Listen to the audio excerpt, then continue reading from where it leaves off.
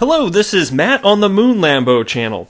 Well, a Ripple executive says MoneyGram is launching XRP in multiple markets, including Thailand and Mexico. Now, this is fascinating to me because we just got through all of Swell, right? Ripple's event in Singapore. And they talked about new corridors, right? Specifically, Australia was cited. Brazil's coming up.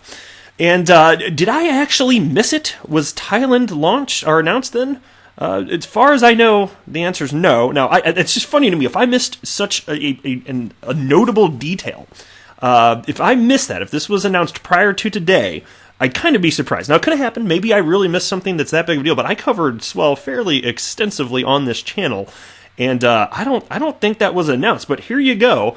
There's a Ripple executive speaking on a panel and lets out the information that MoneyGram, multiple markets, including Thailand and XRP. And again, specifically, I am talking about on-demand liquidity utilizing XRP. So I'm going to delve into the specifics on that. I also want to share with you a couple of tweets from the XRP community, and I will wrap up the video with this article from Cointelegraph titled, Ex-Fed Chair Greenspan says, no point in central bank digital currencies.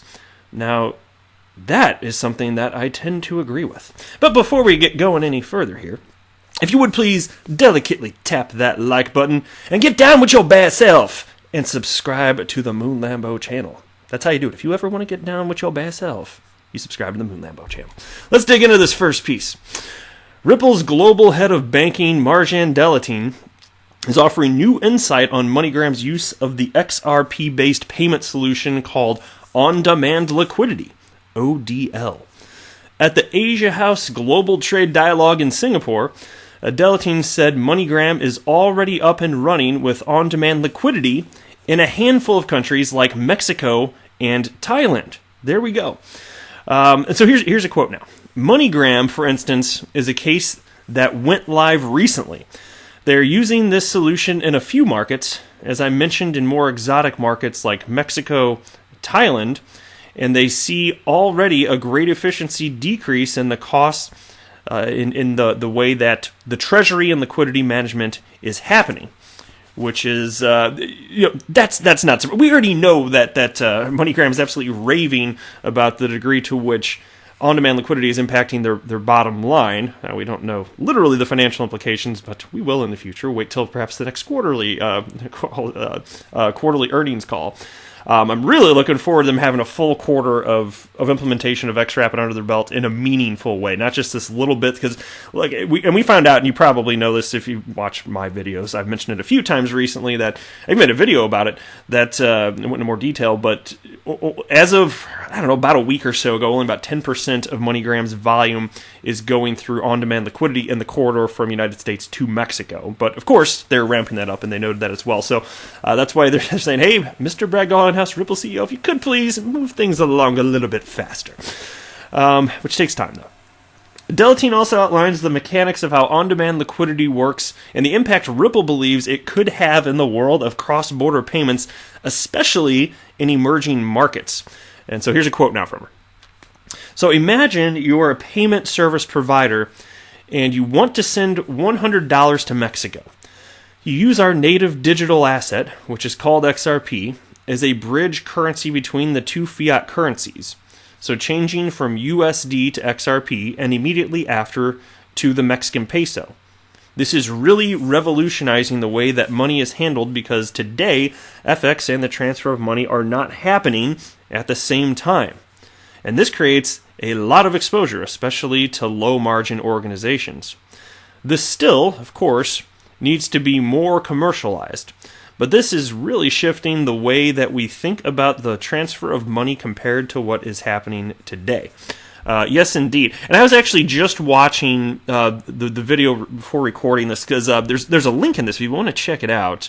It's from this Daily Hodl piece, and I think the video is about 25 minutes, and I haven't watched the whole thing yet. That's one of those things where next time I walk my dog, my pet peeve, that's one of those things that'll be on my list to finish watching. But I did listen to a good bit of it, and she was asked by one of the moderators, not the right word, but the guy, because again it's a panel, but there's one guy that's kind of running the show there, and so he asked a couple things. how do you feel regulators are responding to fintech? Are they stifling innovation or not? And her answer was, really, it depends on what part of the world you're talking about. So certain governmental bodies, yeah, perhaps they're stifling. Other areas, other geographical regions, perhaps not so much. And then she also she was also asked about the collaboration between fintech organizations and banks. And is that type of relationship by and large being embraced by banks? And her response was yes, pretty much absolutely, because what it comes down to for those entities, those banks, it's basically what she said was, this isn't quite verbatim, I'm paraphrasing, but one word I want to make sure she did say. She said it comes down to survival. She says that in terms of the adoption of what many fintech companies, of course, such as Ripple, are doing, it comes down to, quote, survival. And then she went on to cite how Visa and MasterCard are making changes today. So interesting stuff. All right, next here. This is a tweet from XRP Crow on Twitter, and he tagged me, so I thought I'd give a little shout out here. Thank you very much for everything you do. Now, who is XRP Crow? Some of you know. He puts together the most bestest XRP and Ripple-related infographics that there ever have been in existence. And so here's one now. I just thought I'd share it with you right here. And he's the guy that makes the XRP Community poster. He's had a couple iterations of it so far. So take a look at this. This is it's a fun thing to read through, just the scale of what they're doing. Think about this. So here's the infographic. Ripple in numbers instantly move money to all corners of the world. They have 300 customers. They're gaining 2 to 3 new customers per week. Their reach extends to more than 70 countries on 6 continents. They have more than 400 employees, 10 offices globally. More transactions in October of 2019 than in all of 2018 occurring on RippleNet. That's astonishing, right? Talk about growth. Of over 30 investors, and their funding, this is aside from XRP, of course, $93.6 million. Growth 10 times year-over-year basis, and they've been in operation for 7 years.